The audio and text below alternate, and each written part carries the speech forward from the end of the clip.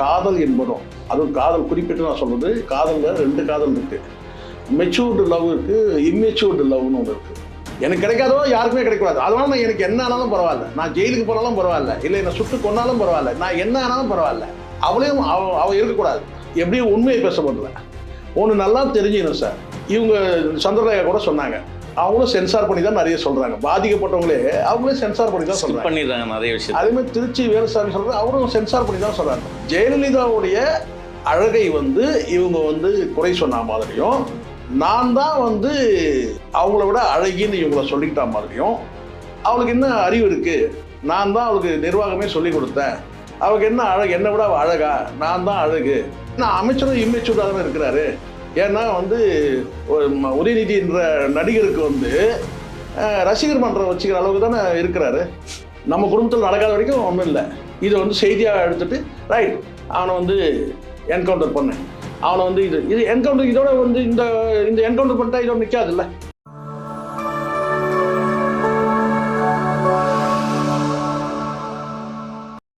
சென்சூட் நேயர்களுக்கு வணக்கம். இந்த நேர்காணலில் நம்மோடு இணைந்திருக்கிறார் மூத்த ஊடகவியலாளர் திரு சேக்குவார் அவர்கள். சார் வணக்கம். சார் வணக்கம். சார், சமீப காலமாகவே பாலியல் தொல்லை, அதுவும் குறிப்பாக மாணவிகள் மீது பாலியல் தொல்லை ரொம்ப அதிகமாக இருக்குது. பள்ளிக்கு செல்லும் பொழுதே மிரட்டல் எல்லாம் போகுது, வழிமறிக்கிறாங்க. குறிப்பாக இப்போ இருக்கிற தலைமுறைகள் காதலிக்கிறாங்க, அந்த காதலுக்கு மறுப்பு தெரிவித்தா கொலையில் போய் முடியுது. அதெல்லாம் ஆசிட் வீச்செல்லாம் பார்த்தோம் போன காலத்துலலாம். இன்றைக்கி ஒரு கொலை அந்த இடத்துல நிற்குது. எப்படி பார்க்குறீங்க?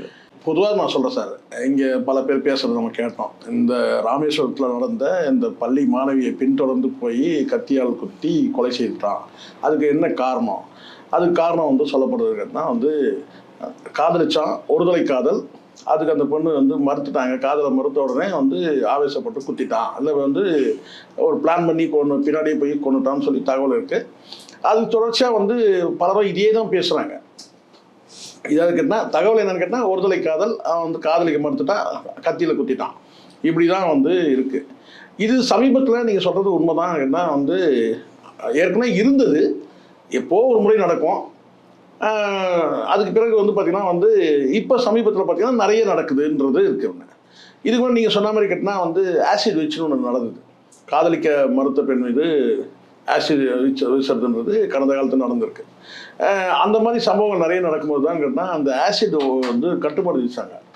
ஆசிட் எளிதில் கிடைக்க முடியாத அளவுக்கு அதுக்கான ரூல்ஸை ஸ்ட்ராங் பண்ணாங்க. தண்டனைகள் ஆசிட் வீச்சுக்குன்னா தண்டனை கடுமையான தண்டனைகள் கொண்டு வந்தாங்க. இப்போ இந்த ஆசிட் வீச்சுன்றது இருந்துச்சு. ஸோ இதை எப்படி தடுக்கிறது? ஒன்று கொலை பண்ணுறான், இல்லை ஆசிட் வச்சுறான், இந்த மாதிரி பண்ணுறான், இது எப்படி தடுக்கிறது அப்படின்னு சொன்னால் ரொம்ப ரொம்ப சிரமம் சார். ஏன்னா இதை ஒரு சரியான பார்வையில் நீங்கள் பார்த்தீங்கன்னா, இந்த பையன் இந்த கேஸை மட்டுமே நம்ம எடுத்துக்கோமே. அடிப்படையில் நான் சொல்கிறேன், இந்த காதல் என்பதும், அதுவும் காதல் குறிப்பிட்டு நான் சொல்கிறது, காதலில் 2 காதல் இருக்குது.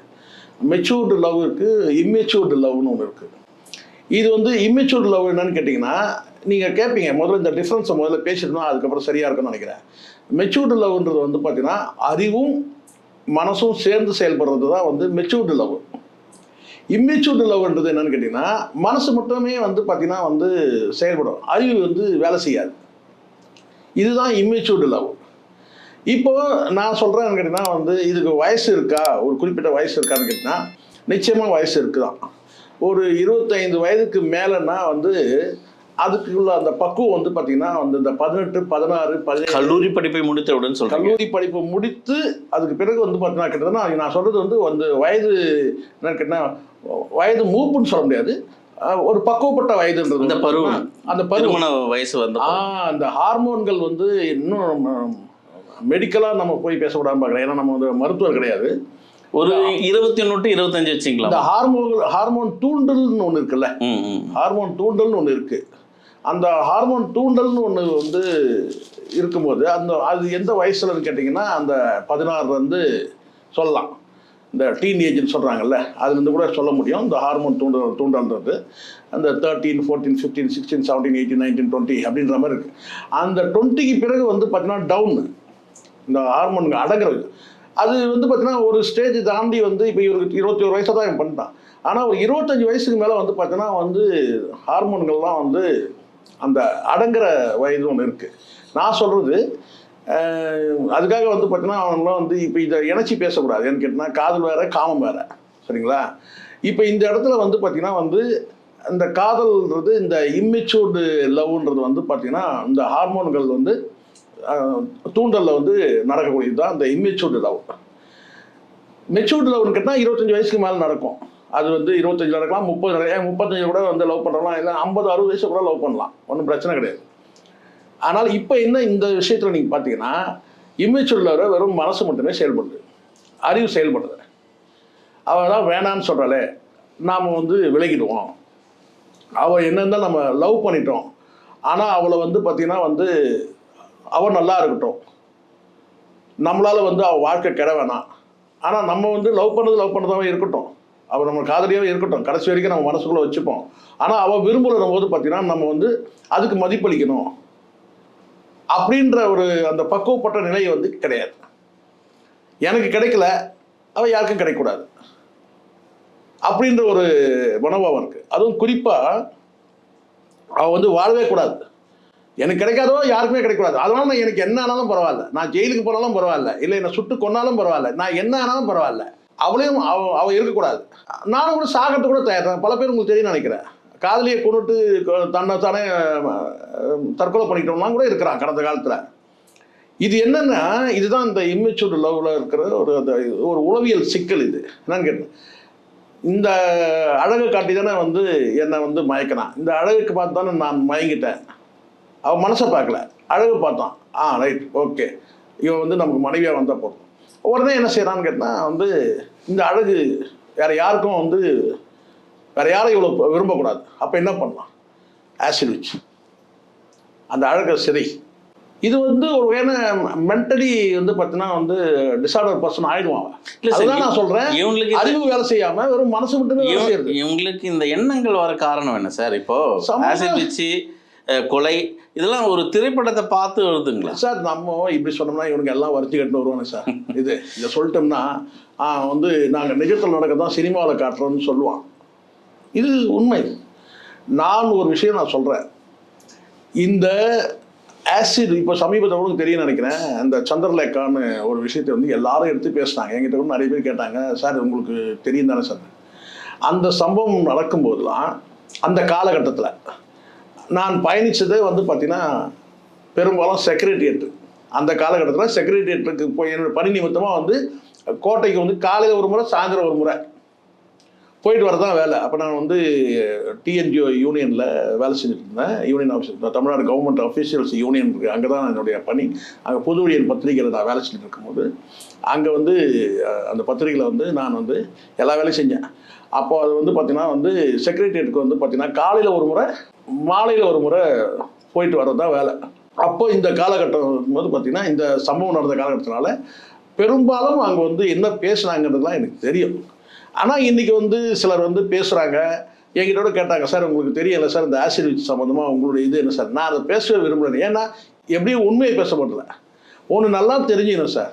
இவங்க சந்திரலேகா கூட சொன்னாங்க, அவங்களும் சென்சார் பண்ணி தான் நிறைய சொல்கிறாங்க. பாதிக்கப்பட்டவங்களே அவங்களே சென்சார் பண்ணி தான் சொல்கிறாங்க நிறைய விஷயம். அதேமாதிரி திருச்சி வேலுசாமி சொல்கிறாங்க, அவரும் சென்சார் பண்ணி தான் சொல்கிறாரு. அடிப்படையில் ஒரு விஷயம் சொல்கிறேன், ஸ்பிக்கில் அவங்க வந்து ஹெட், அவங்க தான் ஹெட்டுன்னு சொன்னால் அங்கே வந்து அவங்க வந்து ஒரு கோப்பை அனுப்பலை, கையெழுத்திட மாட்டாங்க, ஏதோ ஒன்று பண்ணுறாங்கன்னு சொன்னால் ஜெயலலிதா பவரை வச்சு அந்த பதவி வந்து அவங்க தூக்கி அடிக்க முடியும், வேற ஒருத்தர் கொண்டு வந்து போட்டு அதை வந்து சைன் பண்ண வைக்க முடியும். இந்த அடிப்படை வந்து ஏன் ஸ்பீக்கில் அவங்க வந்து கையெழுத்து போடல, ஸ்பீக்கில் அவங்க ஒத்துக்கவே இல்லை. அவங்க ஒத்துக்கலன்னா அந்த பதவி வந்து தூக்க முடியுமா? அவங்க நினச்சாங்கன்னா ஜெயலலிதாக்கு அவ்வளோ பவர் இருக்கு, ஒரு பெரிய விஷயமே கிடையாது, ஒரு ஐஏஎஸ் அவ்வளோதான். அவங்க தூக்கி அடிச்சுட்டு வேற ஒருத்தர் தூக்கி போட்டு அந்த ஃபைலை வந்து ஓகே பண்ண முடியாதா? அதுக்கு பின்னாடி சில விஷயம். ஒருத்தருடைய வந்து என்ன ஓட்டம் என்னன்னு தெரிஞ்சுங்க சார். ஒருத்தர் வந்து கொலை பண்ணுறான்னு சொன்னாங்கன்னா இவன் இனிமேல் உயிரோடவே இருக்கக்கூடாது, இனி இவன் வாழவே கூடாது, இவன் உயிரோடு இருந்தாலே எனக்கு பிரச்சனை அப்படின்னு தான் அப்போ தான் அந்த கொலை செய்கிற அந்த நோக்கத்துக்கு போவாங்க. இவனால் எனக்கு வந்து இது கிடைக்கல, இவனால் எனக்கு சந்தோஷம் இல்லை, இவனால் எனக்கு வந்து பார்த்தீங்கன்னா பிரச்சனை, இவனால் என்னால் வாழ முடியல, அப்படி என்னால் இவனால் வந்து எனக்கு வந்து கௌரவம் பாதிக்கப்படுது, என்னால் வந்து நான் நினச்ச வாழ்க்கை, அப்போது இவன் உயிரோடவே இருக்கக்கூடாது, அப்போ தான் கொலைக்கு போவாங்க. ஆனால் ஒரு முகத்தோட அழகை சிதைக்கிறாங்கன்னா நோக்கத்தை புரிஞ்சுக்கணும். முதல்ல சில பேர் இந்த உருட்டுறது எனக்கு பிடிக்கல. அது ஸ்பிக்கில் வந்து இவங்க ஒத்துக்கல, அதனால ஆசிட் ஊற்றினேன். ஆசிட் ஊற்றுறதுக்கும் வந்து பார்த்தீங்கன்னா வந்து கையெழுத்து போகிறதுக்கு என்ன இருக்குது நான் கேட்குறேன். ஆனால் ஒருத்தருடைய முகத்தை வந்து சிதைக்கிறாங்கன்னா அது காதல் வந்து காதலன்ற பேரில் வந்து ஒரு காட்டு முன்னாடி வந்து ஒரு பெண்ணோட முகத்தை சிதைக்கிறான்னு சொன்னால் அவளுக்கு எனக்கு கிடைக்காம வேற யாருக்கும் கிடைக்கூடாதுன்னு நினச்சா தான் அப்போ தான் பண்ணும். அந்த முகத்தை சிதைக்கிறதுன்றது, முக அழகை சிதைக்கிறதுன்றது கேட்டால் அப்போ அதுக்கு பின்னாடி வந்து பார்த்தீங்கன்னா அழகு தான் பிரச்சனை. இப்போ சந்திரலேகா இது முகத்தில் ஆசிட் வச்ச நோக்கம் என்னன்னு கேட்டிங்கன்னா அடிப்படையில் வந்து பிரச்சனை வந்து பார்த்தீங்கன்னா ஊழல் பிரச்சனையோ லஞ்சம் பிரச்சனையோ அதெல்லாம் கிடையாது, நிர்வாக பிரச்சனை அதெல்லாம் கிடையாது. அந்த அழகுன்றது அங்கே ஏதோ ஒரு பேசும் பொருளாய். அப்போ எனக்கு நான் கேள்விப்பட்ட வரைக்கும் ஜெயலலிதாவுடைய அழகை வந்து இவங்க வந்து குறை சொன்ன மாதிரியும், நான் தான் வந்து அவங்கள விட அழகின்னு இவங்கள சொல்லிக்கிட்ட மாதிரியும் செக்ரட்டரியேட்டில் அந்த லாபியில் பேசும்போது அவளுக்கு என்ன அறிவு இருக்குது, நான் தான் அவளுக்கு நிர்வாகமே சொல்லி கொடுத்தேன், அவளுக்கு என்ன அழகு, என்னை விட அவள் அழகா, நான் தான் அழகு அப்படின்னு சொல்லி இவங்க பேசின அந்த பேச்சு தான் வந்து இதுக்கு அதுக்காக பண்ணிருந்தோமான்னு கிடையாது. நான் ஆதரிக்கல, இருக்கிற விஷயத்த சொல்கிறேன். இவங்க சொல்கிறாங்க இல்லையா அந்த ஸ்பிக்கில் கதைலாம் சொல்கிறாங்க பார்த்தீங்களா, அந்த ஸ்பிக்கெலாம் கிடையாது. அந்த அழகுன்ற பிரச்சனை வந்து இப்போ வந்து இவ ஜெயலலிதா தான் பண்ணாங்களான்னு நான் சொல்லவே இல்லை. ஆனால் இந்த முகத்தை சிதைக்கணுன்ற அந்த எண்ணம் வருதுன்னா அப்போ வந்து அந்த நபர் யார் நினைக்கிறாங்களோ அவங்க உளவியல் ரீதியாக வந்து இந்த அழகு இருக்கக்கூடாது அப்படின்னு வந்து நினச்சி பண்ணுறது தான். அதை ஆள் வச்சு பண்ணலாம், இல்லை அவங்களே பண்ணலாம், என்னவோ மொத்தம் கேட்டால் அதுதான் அண்ணன் இவர் பாலாஜி சக்திவேல் எடுத்திருப்பார். பாலாஜி சக்திவேல் வந்து வழக்கியன் 18ன்னு சொல்லி ஒரு படம் எடுத்திருப்பாரு. அதில் வந்து பார்த்தீங்கன்னா சொல்லியிருப்பாரு வந்து ஆசிட் வீசுறதுன்றதை சொல்லியிருப்பாரு. அதுதான் நோக்கம் என்னன்னு கேட்டிங்கன்னா இவன் வந்து அழகாக இருக்கக்கூடாது. இல்லை ஒரு சில பேர் இருக்குன்னா கொல்லணுன்ற எண்ணம் இருக்காது, ஆனால் அவனை வந்து பார்த்தீங்கன்னா எதனாலும் ஒன்று பண்ணணும். அதே சமயத்தில் நம்ம வந்து பெரிய நமக்கு பாதிப்பு வந்துடக்கூடாது, நம்ம ஜெயிலுக்கு போகணும் அப்படின்னு இருக்கா ஆளை வச்சு 2 அடியா 4 தட்டு தடியா ஒட்டு அடியா இல்லை வெட்டியா, ஆனால் உயிர் போகுது ஆனால் வெட்டு அப்படின்ற சில அது மாதிரி இருப்பானுங்க. ஸோ நோக்கம் தான் சொல்கிறேன். இப்போ முகத்தை சிதைக்கிற நோக்கம் என்ன, இந்த அழகு என்ன தவிர அந்த மாதிரி. இப்போ இந்த இமேச்சூர்டு லவ்க்கு என்னென்னு கேட்டால் அவள் என்னை லவ் பண்ணல, நான் என்னோடய லவ்வை ஏற்றுக்க மாட்டேன்றா, இல்லை லவ் பண்ணிவிட்டு என்னை ஏமாத்துறா. நான் இந்த மேட்டரை சொல்கிறேன், பொதுவாக சொல்கிறேன். என்னை லவ் பண்ணிவிட்டு அவள் துரோகம் பண்ணுறா. அப்போ வந்து பார்த்தீங்கன்னா அந்த துரோகத்தை வந்து ஏற்றுக்கிற அந்த பக்குவம் வேணும். ஒன்று சொல்லுவாங்க என்னன்னு கேட்டிங்கன்னா, அது ஒன்று சொல்லுவாங்கள்ல, நான் தான் சொல்கிறேன். அதை ஒன்று சொல்கிறேன், தோல்வியை வந்து நீங்கள் ஏற்க பழகிட்டீங்கன்னா உங்களுக்கு வந்து உங்கள் இதயம் பண்பட்ட இதயம் ஆகிடும். தோல்வியை ஏற்றுக்கணும், நம்ம தோத்துட்டோன்றதை ஒத்துக்கணும். சமீபத்தில் ஒரு காட்சி பார்த்தேன், ஒரு பிளேயரு, ஒரு நாட்டோட பிளேயரு, அவன் வின் பண்ணிட்டான். வந்து தோத்தவன் வந்து பக்கத்தில் நின்று வெற்றி பெற்றவன் ஸ்டேஜில் நிற்கிறான். அப்போ அந்த அவனுடைய கொடி வந்து தொங்குற மாதிரி இருக்கு. அப்போ தோத்தவன் வந்து என்ன செய்யறான், அப்போ வந்து அவர் நிற்கிறாரு, வெற்றி பெற்றவர் நிற்கிறாரு, அந்த கொடியை வந்து தூக்கி பிடிக்கிறான். யார், தோத்தவன். ஓகே ஓகே, இது எப்படிப்பட்ட ஒரு ஸோ தோல்வியை வந்து ஏற்க பழகினா அது பண்பட்ட இதயமாகும். துரோகத்தை ஏற்க பழகினீங்கன்னா உங்களுக்கு பக்குவப்பட்ட இதயமாகும். இந்த இடத்துல வந்து நான் கேட்டீங்கன்னா இவனுக்கு வந்து தோல்வியை வந்து ஏற்றுக்கிற அந்த பக்குவம் இல்லை, சரிங்களா? அந்த பண்பட்ட இதயம் பண்படலை.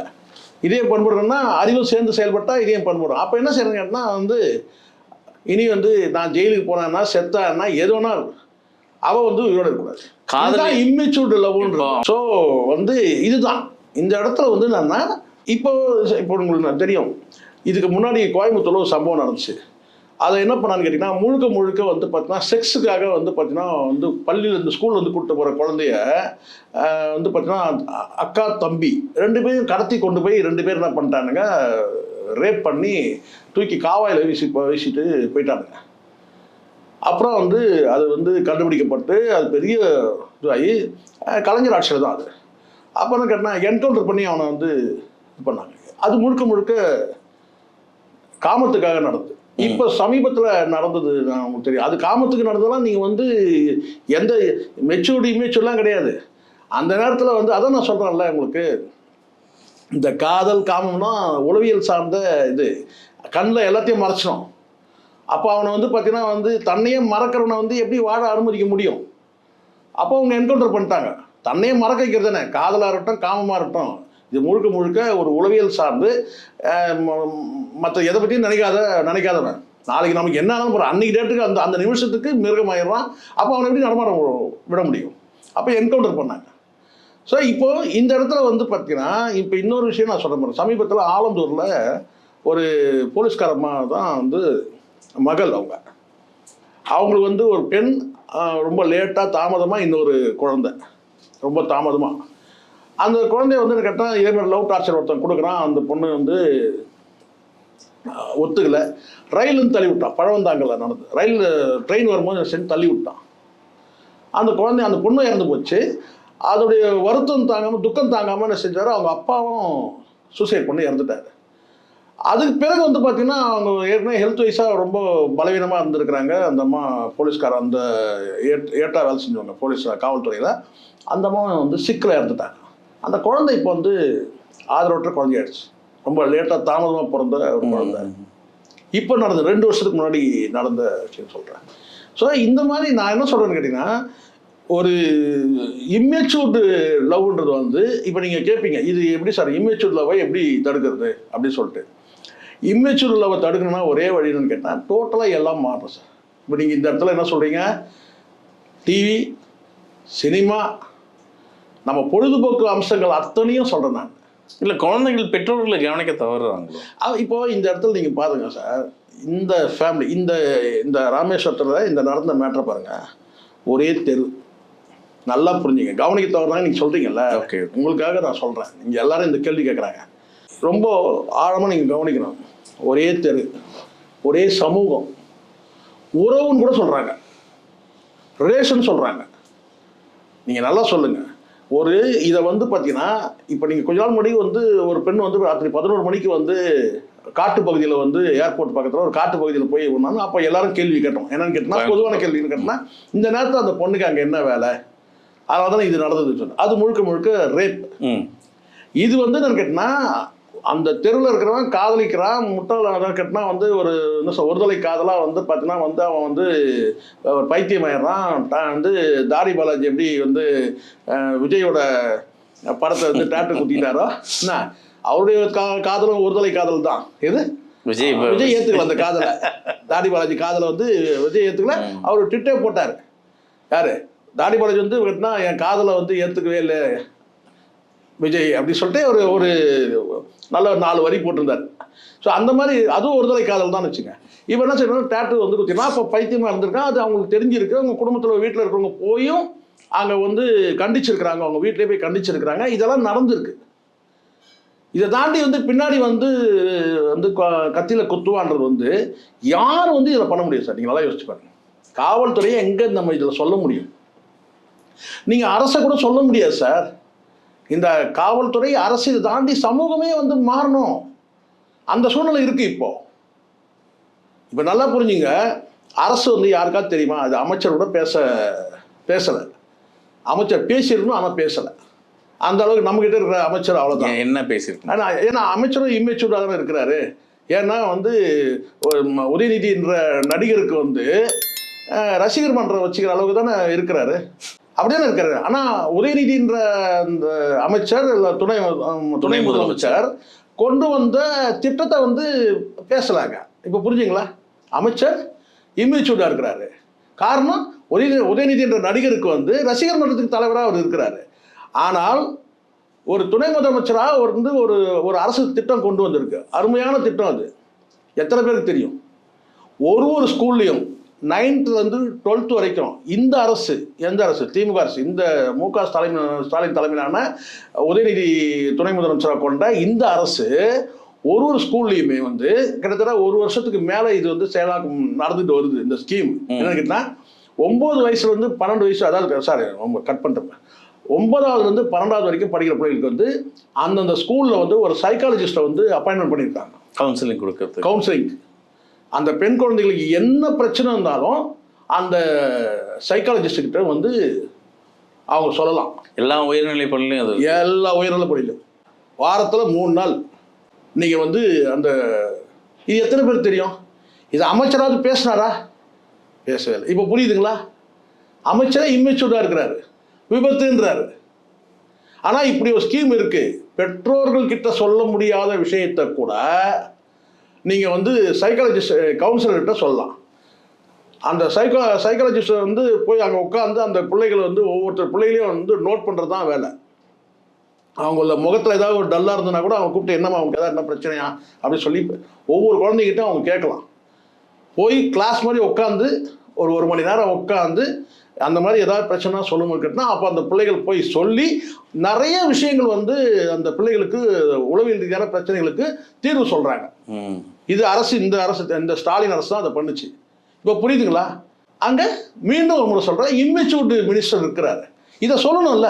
பெண் குழந்தைகளுக்கு வந்து இந்த குழந்தை வீட்டில் சொல்லியிருக்கு.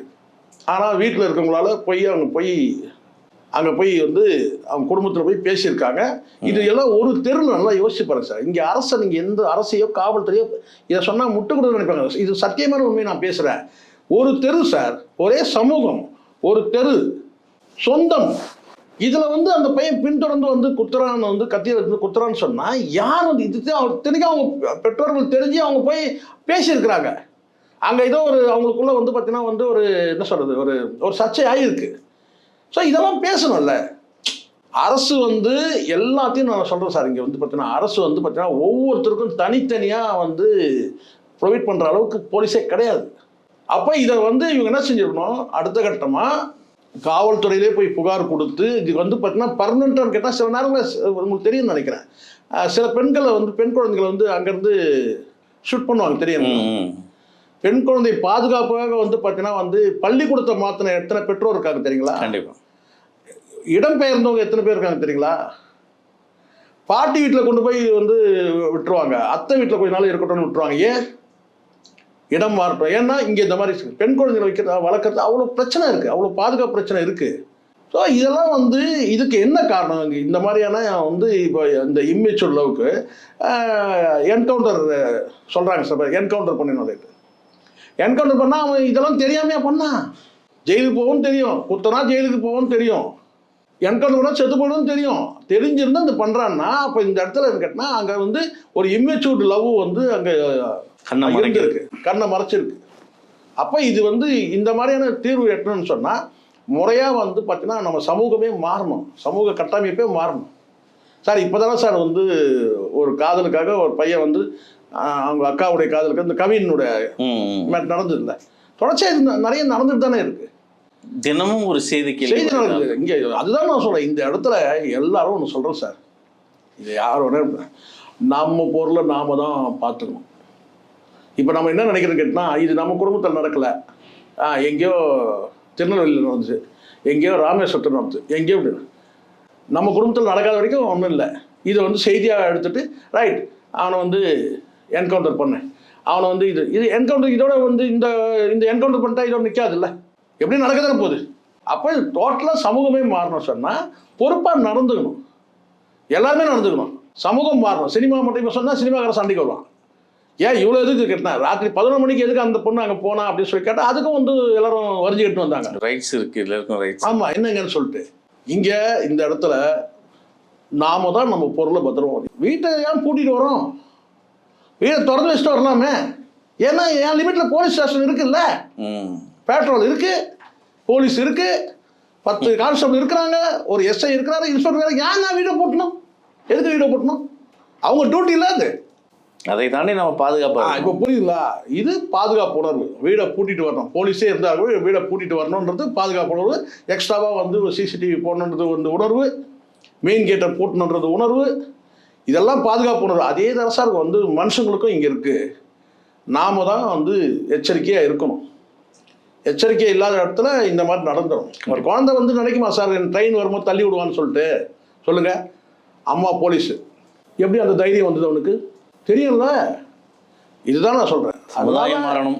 இந்த இடத்துல வந்து ஒரே ஒரு விஷயம் தான் நான் சொல்வேன் சார். நீங்கள் ஒரு விஷயம் சொன்னால் நீங்கள் தயவுசெய்து அதை பதிவு பண்ணுங்கள். பேப்பரில் பார்க்குறேன், காதலி வந்து உள்டாகுதுன்னு நினைக்காதீங்க. காதலி வந்து காதலனுக்கு வந்து ஐஃபோன் வாங்கி தரத்துக்கு அம்மாவுடைய செயினை வந்து திருடி பேப்பரில் படித்தேன். நம்ம தான் எல்லா குப்பையை தானே மண்டையில் போடுறோம். காதலி வந்து அம்மாவுடைய செயினை வந்து களவாடி அதை வந்து விற்று வந்து பார்த்தீங்கன்னா காதலனுக்கு வந்து ஐஃபோன் வாங்கி கொடுத்தோம். இப்போ புரியுதுங்களா? எல்லாமே எல்லா ஆபத்தையும் இதில் தான் வச்சுருக்கிறோம் நம்ம. இது உண்மையிலே ஆனால் அற்புதமான ஒரு என்ன சொன்னால் வந்து மனித உறவுகளை இணைக்கிற வந்து ஒரு பாலமாக தான் இருக்குது என்ன. ஆனால் அது வந்து ஒரு என்ன சொன்ன அது எல்லை கடந்து வரம்பு மீறி போகும்போது தான் இந்த மாதிரி சிக்கல்லாம் வருது. இப்போ போடுறான் என்னன்னு கேட்டால் இந்த மாதிரி சேட்டிங் பண்ணுறது, அந்த பதில் சேட் இதெல்லாம் சில பேர் செய்திகளை போடுறாங்க. நான் வந்து யாரையுமே இங்கே வந்து இந்த இடத்துல வந்து கேட்டால் வந்து நீ தான் காரணம் நான் தான் காரணம் இப்படியே சோண்டுகிட்டே இருக்க வேண்டியது தான். எல்லாரும் பேசணும், நம்ம பேச முடியாது. இந்த இடத்துல வந்து பார்த்தீங்கன்னா காதலனுக்கு ஒரு ஐபோன் வாங்கி தரதுக்கு காதலி வந்து அம்மாவுடைய செயினை வந்து அடகுல திருடி எடுத்து போய் விற்று வாங்கி கொடுத்தேன். எப்படிப்பட்ட காதல் பார்த்துங்க. இந்த காதல் எப்படி இருக்கு? இதுதான் இம்மெச்சூர்டு காதல் சொல்கிறேன். நமக்குலாம் வந்து பார்த்தீங்கன்னா இந்த மாதிரி காதலிலாம் கிடைக்கலன்ற ஒரு ஏக்கம் கூட இருக்குதான் செய்யுது. நம்மலாம் உடுப்பி ஹோட்டலில் ஒரு தோசையோட கதை முடிஞ்சிச்சு. அது கூட இன்னைக்கு நீ வாங்கி கொடுத்தா நாளைக்கு நான் வாங்கி கொடுக்கணும். புரியுதா சொல்றது? அந்த மாதிரி வந்து நம்ம காதல்லாம் அப்படி இருந்தது. அவங்க ஒரு ஆள் நினச்சிடலாம் நம்ம லவ் பண்ண பொண்ணு நம்மனா நான் உங்களை சொல்ல நீ ஒரு தோசைக்கு தாண்டா ஒர்த்து அப்படின்னு ஒரு ஆள் நினச்சிடலாம். எது உடுப்பி ஹோட்டலில் ஒரு தோசையோட கதை முடி அப்படின்னு அப்படி இருந்தது. சொல்கிறேன் இன்னைக்கு வந்து காதல் வேறு மாதிரி இருக்குது. அப்படியே போனாலும் வந்து பார்த்தீங்கன்னா பஸ்ஸில் போனால் நான் அன்னைக்கு நம்ம லவ் பண்ண காலகட்டம் நல்லா டிரான்ஸ்போர்ட்லாம் நல்லா லாபத்தில் போச்சு. ஆனால் அப்படின்னும் அந்த காலத்தில் ஏன் வந்து ஸ்ட்ரைக்லாம் நடந்ததுன்னு தெரில, அந்த ஊழியர்களுக்கு சம்பளம் தரலன்னு சொல்லிட்டு. ஏன்னா அவளுக்கு தெரியாமல் நான் 2 டிக்கெட் எடுப்பேன், அவள் ஃப்ரண்ட்டில் ஏறிட்டு எனக்கு வந்து பார்த்தா நான் எடுப்பேன்னு சொல்லிட்டு வந்து பார்த்தீங்கன்னா அவர் நான் எடுத்துருக்க மாட்டேன்னு சொல்லிட்டு அவள் 2 டிக்கெட் எடுப்பேன், அவள் எடுக்கணும்னு சொல்லிட்டு நான் 2 எடுப்பேன். இப்போ புரியுதுங்களா? 2 டிக்கெட் இருக்கிறதுல 4 டிக்கெட் இருக்கும். அப்படின்னா அந்த டிரான்ஸ்போர்ட் வந்து நஷ்டத்தில் தான் ஓடிச்சு. இல்லை சொல்கிறேன் இதெல்லாம் வந்து அதுதான் சொல்கிறேன் அதான்னு கேட்டால் மெச்சூர்டான காதல் வந்து மெச்சூரிட்டியோடு இருக்கிற காதல் வந்து பார்த்திங்கன்னா வந்து அது ஜெயிக்குது தோக்குது கர்மம், அதை பற்றி கவலை இல்லை. ஆனால் பாதிப்பு இல்லை. இந்த இடத்துல உண்மையாக நான் சொல்லுன்னு கேட்டேன். இந்த காணொலி பார்க்குற அத்தனை பேரும் சொன்னேன், காதலை ஏமாற்றலாம் சரி, காதலை ஏமாற்றுறது நல்லா இருக்கணும்னு நீங்கள் நினச்சிங்கன்னா தான் அவள் வாழ்நாள் முழுவதும் நல்லா இருக்கணும். நம்ம கெட்டாலும் பரவாயில்ல, நம்ம காதல் தோத்தாலும் பரவாயில்ல, அவள் நல்லா இருக்கணும்னு நினச்சான்னா அதுதான் சார் லவ். காலம் ஃபுல்லாக இன்னைக்கு பார்த்தீங்கன்னா வந்து இது கொண்டுட்ட அவனை வந்து நீங்கள் என்கவுண்டர் பண்ணாலும் சரி பண்ணனாலும் அவன் வந்து பார்த்தீங்கன்னா ஹேபிச்சுவல் வந்து ஒரு க்ரைம் பண்ண மாதிரி தெரியல. தகவல் வந்து சில பேர் சொல்கிறாங்க சார் அவன் கஞ்சா அடிக்கிற பழக்கம் இருக்குது அது இருக்குது சார். நம்ம அதெல்லாம் பார்க்காம நம்ம இஷ்டத்துக்கு நம்ம இப்போ வந்து சொல்ல முடியாது. ஆனால் வரக்கூடிய வந்து நான் சொல்லுவேன்னு கேட்டால் அவன் வந்து டேக் அதாவது பச்சை குத்திட்டு இருக்கிறான், ஒரு பைத்தியமாக அந்த பொண்ணு மேலே வந்து ஒருதலை காதலாக இருந்திருக்கிறான்னு வேணால் சொல்லலாம். சரிங்களா? இப்போ வந்து பார்த்தீங்கன்னா வந்து நீங்கள் என்கவுண்டர் பண்ணாலும் சரி பண்ணனாலும் அந்த குற்ற உணர்வு வந்து பார்த்தீங்கன்னா அவனுக்கு வந்து வாழ்க்கை முழுவதும் இருக்கும், நல்லவனாக இருந்தான். கண்டிப்பாக அதுவே மிகப்பெரிய தண்டனை தான். ஆனால் இது மாதிரி நடக்காமல் இருக்கிறதுக்கு என்னன்றது கேட்டிங்கன்னா நான் சொல்கிறது தான் என்னன்னு கேட்டிங்கன்னா பெற்றோர்கள் அவேராக இருக்கணும். ஃபஸ்ட்டு நான் தான் சொல்லுவேன். நம்ம எப்போ இந்த மாதிரி இருக்கணும் கேட்டால் வந்து அந்த பிள்ளைகளை கூட்டு போய் விடுறது வர்றது எல்லாமே வந்து கண்காணிப்பு இருந்துக்கணும். அது ஒன்று. ரெண்டாவதுன்னு கேட்டால் வந்து ஸ்கூலில் வந்து இந்த மாதிரியான கவுன்சிலிங்லாம் இருக்கும்போது பிள்ளைகள் வந்து பார்த்தீங்கன்னா அந்த கவுன்சிலர்கிட்ட வந்து பார்த்தீங்கன்னா வந்து எப்படியும் பெண் பிள்ளைகளுக்கு வந்து பெண்களை தான் போடுறாங்க. அப்போது வந்து பெரும்பாலும் பெண்களை தான் போடும்போது அந்த பெண் பிள்ளைகளுக்காக தான் இதை கொண்டு வந்திருக்கு இந்த அரசு. அப்போது அவங்கக்கிட்ட மனம் விட்டு பேசணும், நமக்கு என்ன பிரச்சனை இருக்குன்றதை பேசணும். இப்படி நடக்கணும். குற்றவாளி எல்லா இடத்துல தான் சார் இருக்கா, ஸ்கூலுக்குள்ளேயே இருக்கிறானே. ஒரு குழந்தை வந்து பார்த்தீங்கன்னா ஸ்கூல் வாத்தியாருங்க 2 பேரும் சேர்ந்து ரேப் பண்ணதெல்லாம் இருக்க, ஸ்கூல்லேயும் தான் பாதுகாப்பு இல்லை. முழுக்க பெண் பிள்ளைகளுக்கு வந்து பார்த்திங்கன்னா வந்து அந்த தைரியத்தை ஊட்டணும். எது நடந்தாலும் வெளியில் சொல்லணும், தைரியமாக சொல்லணுன்ற அந்த பக்கத்தில் இந்த குழந்தை சொல்லியும் வந்து பெற்றோர்கள் வந்து பாதுகாக்க தவறிட்டாங்க அப்படின்னு தான் இருக்கணும். இதுக்கு மேலே கேட்டால் ஆண் பிள்ளைகளை வளர்க்குறவங்க, இந்த காணொலியில் நான் முக்கியமாக சொல்லக்கூடியது ஆண் பிள்ளைகளை வளர்க்குறவங்க கொஞ்சமாச்சும் அந்த பிள்ளைகளுக்கு வந்து பார்த்திங்கன்னா வந்து அறிவு ஊட்டி வளர்க்குன்றேன். அவங்க திணிக்கும் வந்து அவங்க வீட்டில் இருக்கிறவங்க எல்லாரும் தெரிஞ்சு தான் இருக்குது இந்த பையன் வந்து இப்போ அப்போ வந்து கேட்டினாப்பா இதெல்லாம் நமக்கு ஒத்து போகாது, இதெல்லாம் நமக்கு சரியாக வராது, அந்த பொண்ணு வேணாம், நான் உனக்கு வேற ஒரு பொண்ணை பார்த்து இதனால சில நேரங்களில் வந்து பார்த்தீங்கன்னா அவசரமாக ஒரு கல்யாணத்தை கூட பண்ணி வச்சுருவாங்க. ஏன்னா இவன் வந்து இப்படி இந்த பையன் காதல் கத்திரிக்கான்னு போகிறான்னு சொல்லிட்டு ஒரு கல்யாணத்தை பண்ணிப்போம். அந்த மாதிரி ஏதாவது பண்ணிச்சு இது ஒட்டு மொத்தமாக எல்லாரும் சேர்ந்து தான் சார் இது தீர்வு காரணம் தவிர நீ இவர் சரியில்லை, அரசு சரியில்லை, காவல்துறை சரியில்லை, இவங்க சரியில்லை, அவங்க சரியில்லை, அதுக்கப்புறம் தர்ணா பண்ணுறதுக்கு இத்தனை பேர் வரான், இது ஆர்ப்பாட்டம் பண்ணுறதுக்கு வரான், நான் பணத்தை வாங்க மாட்டேன்றான், இவ்வளோ பண்ணுறாங்கண்ணா. ஆனால் அதுக்கு முன்னாடி வந்து அந்த பொண்ணு குழந்தைய பாதுகாக்க தவறிட்டீங்கல்ல, எல்லாரும் தானே தவறிட்டீங்க. அந்த பொண்ணு சொல்லாமல் இருந்தாலும் சொல்லலாம், மறைச்சிட்டா என்கிட்ட சொல்லலைடா, அந்த பொண்ணு சொல்லியிருக்கு வீட்டில். அப்போ அந்த குழந்தைய பாதுகாக்க தவறிட்டீங்கல்ல, இப்போ இங்கே எல்லாரும் தானே குற்றவாளி. நன்றி சார். நன்றி சார்.